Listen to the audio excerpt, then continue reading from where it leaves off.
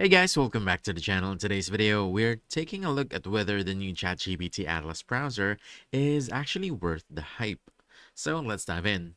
Now here's the big idea with Atlas. It's not just a browser, it's an AI agent baked directly into how you browse the web.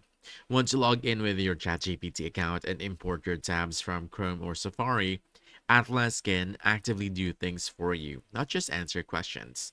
For example, Atlas can search for a recipe, log into Instacart, and add ingredients to your cart and get ready to check out, all without touching the keyboard. And at the same time, it can open LinkedIn, read your latest messages, and summarize them for you in seconds. You just describe the task, turn on agent mode, and watch the browser scroll, click, and interact like a real user.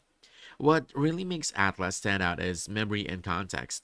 Because it's connected to your ChatGPT history, it remembers past conversations, ideas, and workflows. That means it can answer questions based on things you've already discussed before, which gives it a major edge over similar AI browsers.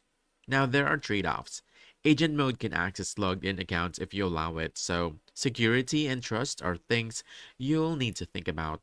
And since this is still early, it won't replace every workflow just yet.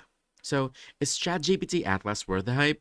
If you want an AI that doesn't just assist you but actually operates your browser, this is one of the most powerful tools available right now. It feels like a real glimpse into the future of how we'll use computers. So, that's it. If you found this helpful, don't forget to hit that like button, subscribe for more quick guides, and I'll see you in the next one. Thanks.